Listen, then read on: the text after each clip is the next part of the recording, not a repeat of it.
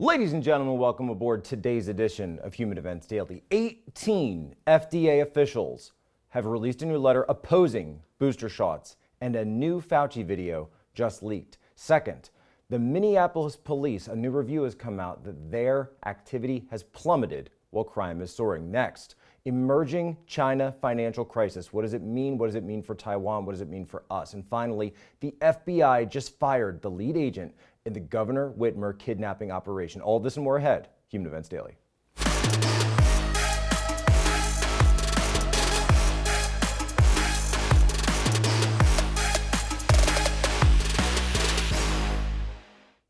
Get vaccinated or else.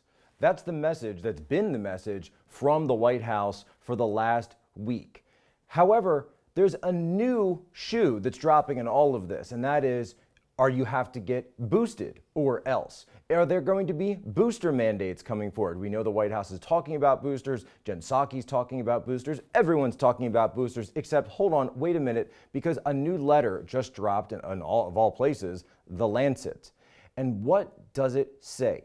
18 FDA senior officials say there is no evidence that fully vaccinated Americans need booster shots because apparently the immunity that's conveyed is still effective against severe illnesses. What is going on? Remember before that we also heard from Rand Paul, DeSantis, and others that have talked about the importance of natural immunity. And you have the Israeli study out there that says natural immunity may be as much as 20 times more effective than the immunity that's conveyed from one of the vaccines. So what are we to make of all of this? What are we to make of these statements where you have the FDA saying one thing, you have the White House saying something else, and you've got Fauci all over the place saying things one day that seem to contradict what he said a day before?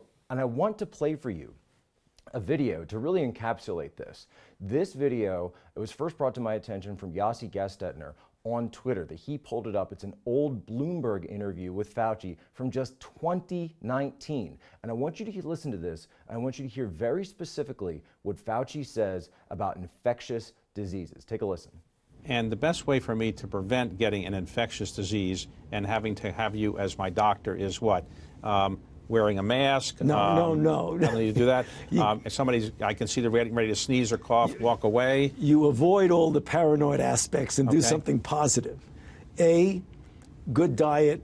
B, you don't smoke, I know. I know you don't drink, at least not very much, so that's pretty good.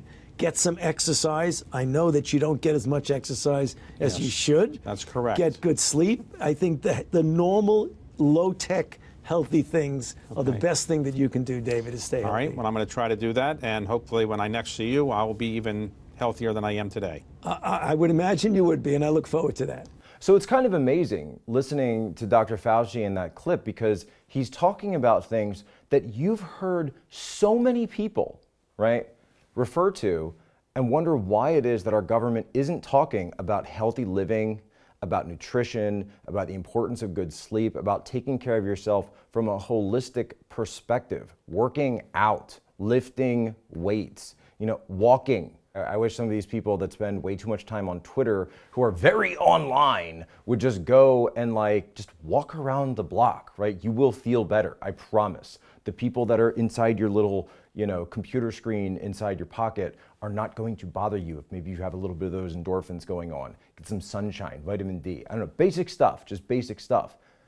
He calls it paranoid to worry about anything else. So if you're sitting at home, you're obviously very confused by all of this, and you're wondering, why is it that I can find all of these clips where they seem to be talking about things that have a connection to what I'm thinking about? They seem like common sense. They seem like basic sophomore biology like we all learned, and yet we're not getting that on a regular basis if you go and listen to what Fauci is talking about now.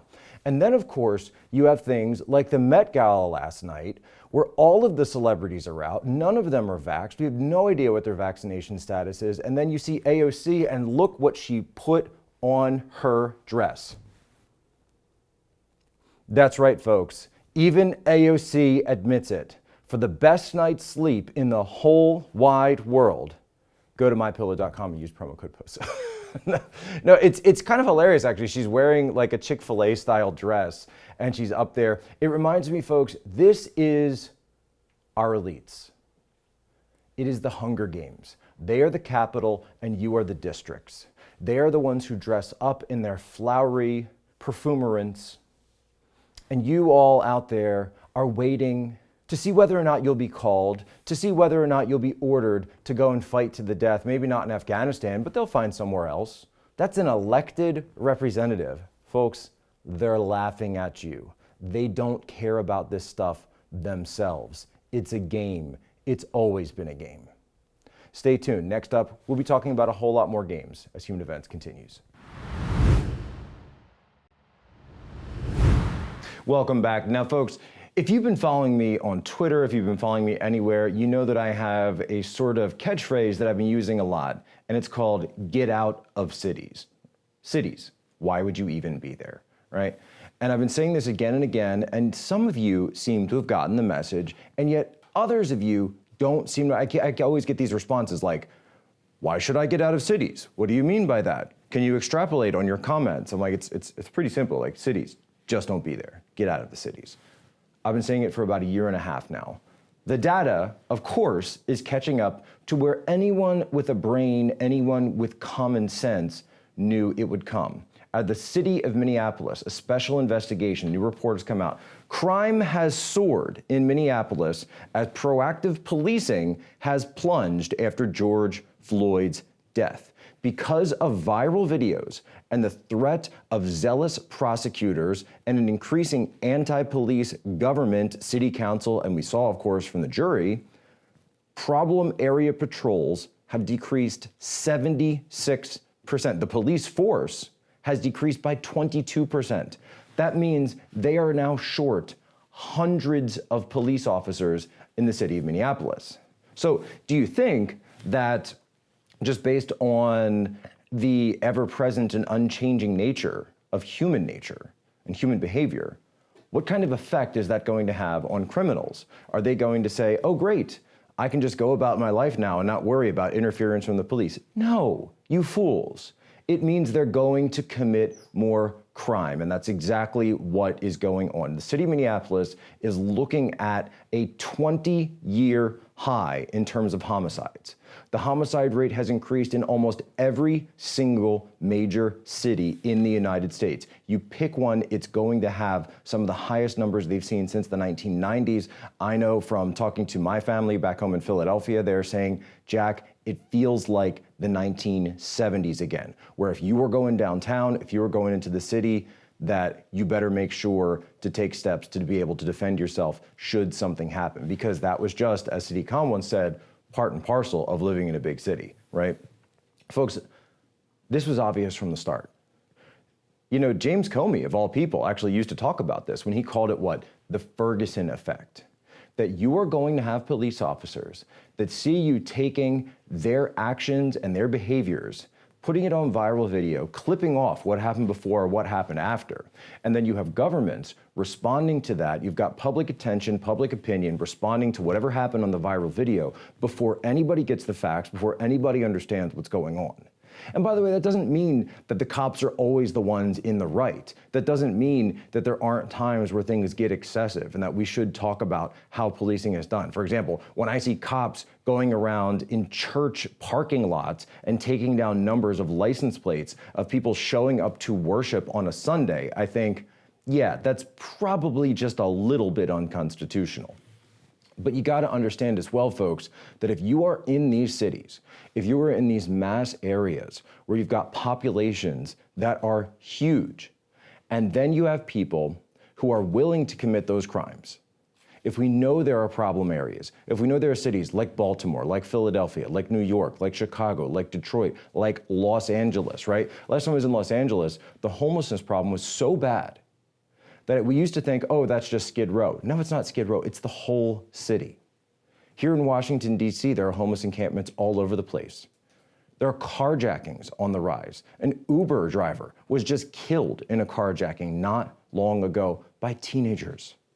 Folks, This situation does not show any signs of improving because politicians are feckless and they are using these incidents and these viral videos as a way to do what?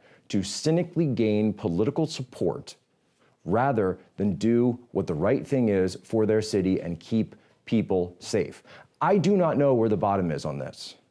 I don't know how far it goes, but I do know that for my family and for my friends, for my kids, I'm gonna keep them out of cities because I see what's going on there. I see this situation and the future does not look good. The future looks bleak. There are other places though out in the country where they're saying, you know what, come here. There was a city, or I think it was a county actually, in Spokane, Washington, where you had the sheriff was actually putting up billboards trying to poach officers from Denver, from Seattle, from Portland to say, hey, if you want to come to a place where we actually support police officers, where we care about our community, where we have high trust societies, then come out to Spokane County, Washington. So folks, if you're out there, and if you're a conservative, if you have a traditional family, if you believe in American values, you gotta move. Move to a place where people share your values. Move to a place where people believe the things that you believe. And that is what's going to be the way to get through this. For those people that want to stay in cities, my heart goes out to you. I pray for you, but understand that from this point on, you are on notice. You know what you're doing. You've made the choice to be locked down with people that don't want to be locked down, people who should be locked up. But because we don't have the policing level that we should in this country, you are putting yourself and your family at risk. Stay tuned. Human Events Daily. Come right back. Is China approaching an emerging financial crisis? What is the deal with that? What's behind it?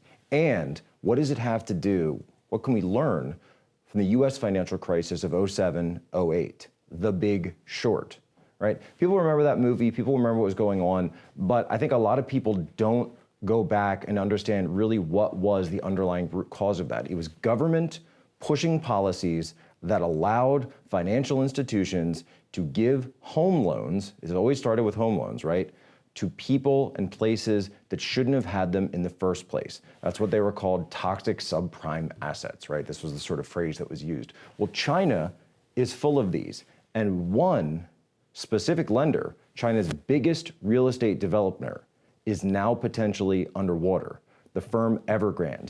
And there are massive protests now breaking out in Shenzhen and other places in response to this. Take a look.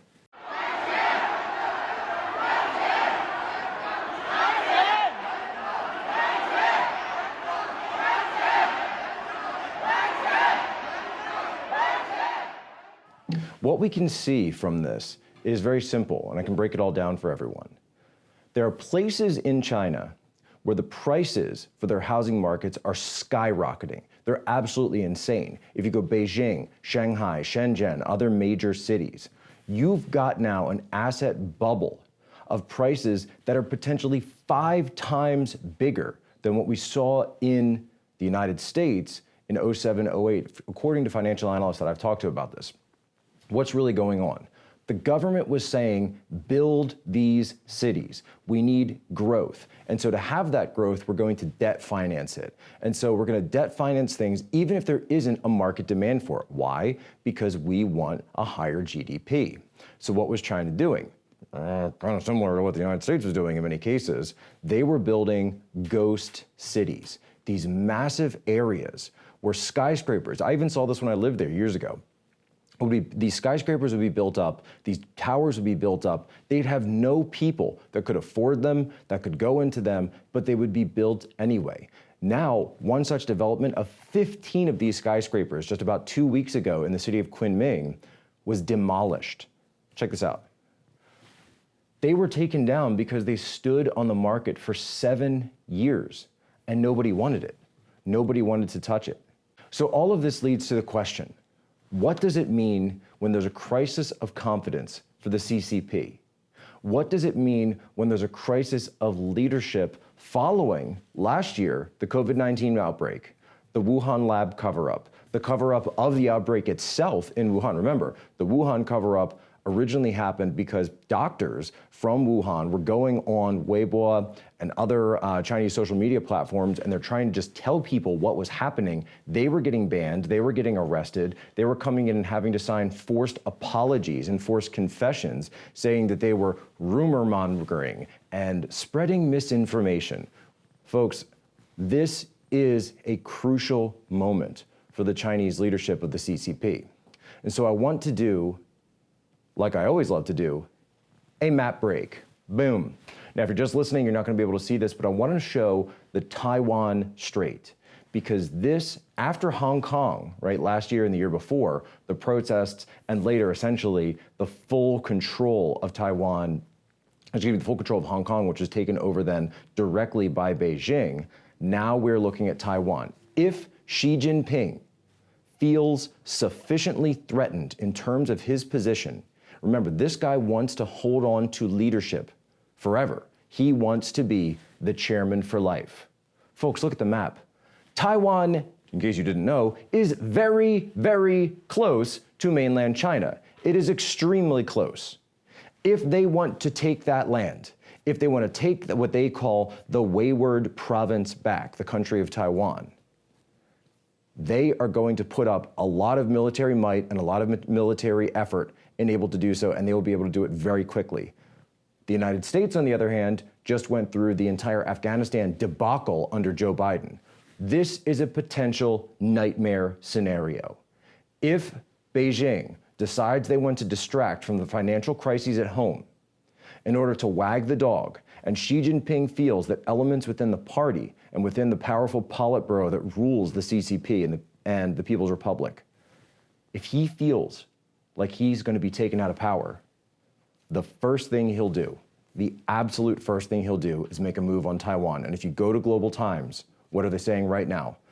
That for the first time, Chinese fighter jets are going to be flying patrols over Taiwanese airspace. Folks, every once in a while, you get hit with one of those stories that just seems too completely insane to be true. So you just have to follow the facts, you have to follow the stories, because this is one of those ones where if this were like a Hollywood plot, I kind of think that if you walked into a room, that even as corrupt and insane and woke as Hollywood is, they would never go for this. But let's go forward. The FBI, according to Just the News, has just fired the lead agent on the Governor Whitmer kidnapping operation.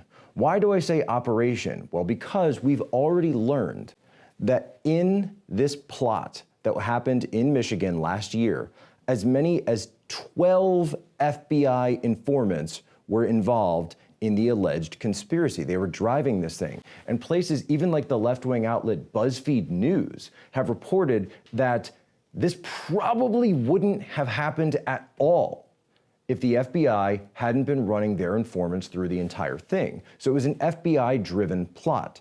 Here's the thing, though. The lead FBI agent was just fired. What was he fired for? Folks, this is where I was telling you it gets a little bit weird. So I'm just going to read this, all right? This is literally me just reading it. According to the Detroit News, Special Agent Richard Trask was fired last week while awaiting charges of assault with intent to do bodily harm and allegations that he beat his wife's head against a nightstand following an argument caused by a swingers party that they had attended. Trask was also dropped as a witness for the FBI following disparaging comments he made on social media calling former President Donald Trump a douchebag. Folks, do you remember when that story dropped in 2020 about the Governor Whitmer plot? That was everywhere. That was wall-to-wall coverage. But they didn't talk about the FBI's involvement. They said the FBI was just there saving the day, keeping everyone safe, keeping the governor safe. They didn't talk about the fact that the FBI had 12 informants and the fact that the FBI was driving the operation. That only came out much, much later after the election. And yet all Trump supporters, all conservatives, were branded as being involved with this thing when we later find out that this was a federally driven operation driven by a guy, by the way, who seems completely insane. From the perspective of someone who's worked in the intelligence community, I can tell you, folks, that when it comes to people who work there, at least in the DC area, that is how they view themselves.